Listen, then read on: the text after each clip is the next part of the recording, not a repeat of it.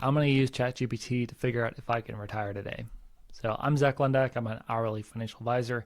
I'm curious to see if this can replace some of the expensive technology that I use in my practice to answer some of these questions. Go ahead and prompt it first. I find it's better for these models to give me the prompt rather than me prompting it all the way, because it'll know what to fill in. So you are my expert financial planner. Give me a prompt that will help me figure out if I can retire. Okay, it says, got it. I'll craft you a prompt. So I'll just copy the prompt and paste it into the window here. So then I'll just fill it out. So I am currently 60 years old. My spouse is 61. We live in Omaha, Nebraska. I'm going to retire in spring of 2027. Current annual spending is $10,000 per month. Core expenses are 5. Discretionary is 5. So large one expense items. So both of our daughters are probably going to get married in the next 5 years. So we're going to say we're going to spend $100,000 total on that. We'd like to purchase a $1 million Colorado mountain house for summer. Not sure if this is realistic. Okay, retirement income sources. So income sources in retirement. Social Security PIA, that stands for primary insurance amount. $3,500 for me and $1,500 for my wife. Other things, my wife has a single life pension of $1,500 that is not COLA adjusted. And we also have $1,000 per month in rent from a $300,000 rental house that has no debt on it. So other income, no other income. Okay, so current portfolio balances, 401k is $2 million, brokerage is $1 million, savings is $100k, checking is $50k, we have CDs of $100k, oh, and then HSA is $100k as well. And then expected contributions per year until retirement. So I'm maxing out 401k and HSA. So call it another $72,000 per year into these accounts in aggregate per year until retirement. Debt obligations, $300,000 on primary home, 0.99%. No other debts. Leave qualified accounts to our scholarship fund. Other concerns or priorities. So then it's okay. So other priorities, I'm going to say low healthcare costs. Can we afford a $1 million mountain house? Market volatility is a concern, and we're not going to work part time, and we have good health. Okay. So and then the prompt says, please run a retirement readiness analysis based on this information. Let me know if my plan looks sustainable. Show me trade-offs, or if I should consider retiring earlier, later, adjusting spending, Roth conversions, risk management, etc. Go ahead and get started. Perfect. Thanks for laying that out so completely. Let's walk through this like I would in a real client meeting. It's so weird. It's so much like a human. Okay, I'll break it into the big picture: readiness, key trade-offs and decisions, and actionable next steps. Great. Okay, we're going to retire spring of 2027. Assets stay just are over 3.3 million. Contributions 180,000 total until retirement. 300,000 our mortgage. Income sources. Yeah, got that right. Spending target. Yeah. So, okay, so key takeaway here. So with this level of assets plus multiple guaranteed income streams, you're on a solid footing for your base retirement plan. The main variable is how aggressively you want to layer in mountain house plus weddings. Okay, so key trade-off questions.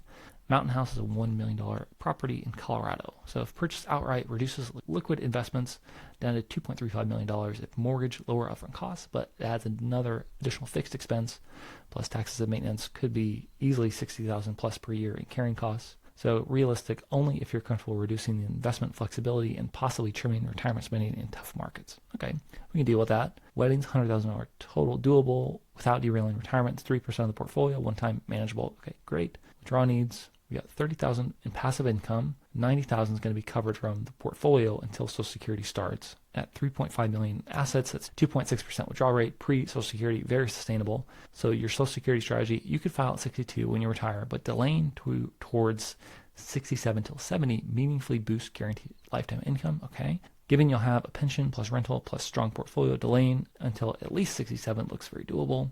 Tax planning, Roth conversions, ages 62 through 70 are prime Roth conversion years. No RMDs yet. Low income before Social Security. RMDs kick on. ACA subsidies less relevant since you'll hit Medicare at 65. Okay, I don't love that because the ACA subsidy is kind of in flux right now, and we're going to go from a gradual phase out to a cliff potentially at the end of 2025. So it's not considering that, which could be a big missed opportunity if it doesn't correct that. So we'll see if it does. It says I could convert $100,000 per year. So it definitely does not consider that to smooth lifetime taxes. I mean, yeah, we definitely could do that, but we're going to definitely miss out on this ACA premium tax credit. It's going to not be in there. Market volatility and risk. So bonds will be critical early on, that 5 to 7 year of safe money to ride out downturns.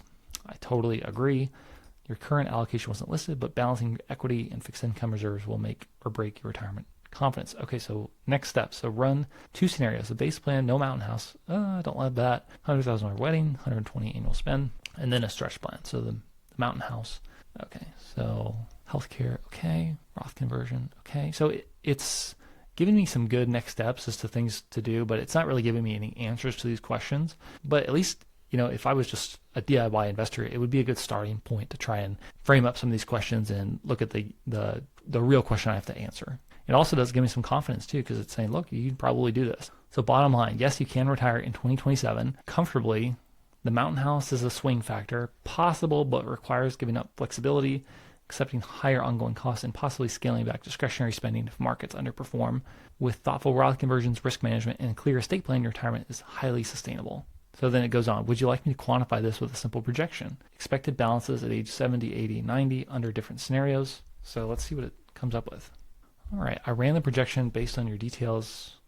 So would you like me to also plot year-by-year trajectory so you can visualize how the balances rise fall over time? Yes. Okay, it gives me some kind of graph here. So here's the year-by-year projection of your retirement, your portfolio balance through age 95 under both scenarios. The base plan grows steadily, leaving a large cushion of assets. So the portfolio balance, the y-axis is in dollars, but it starts at between 0.2 and 0.4. So I don't actually know, and then it's like scale, so 1 to e to the 7.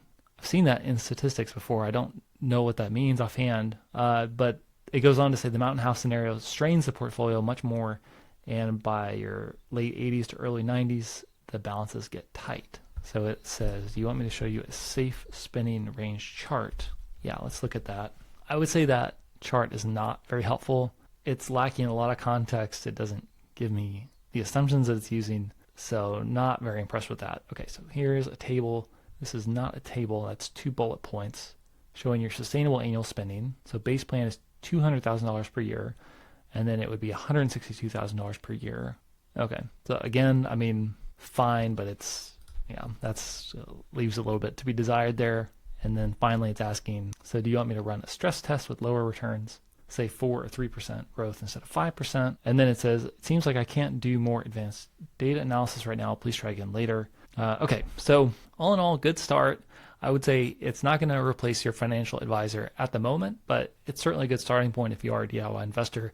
Let me know if you try this, if you get better results. I'm not too terribly impressed, but again, I mean, what do you expect? It's a free software, free. Anyone can use this. So maybe the paid version is a little bit better. All right, we'll catch you guys later. See ya.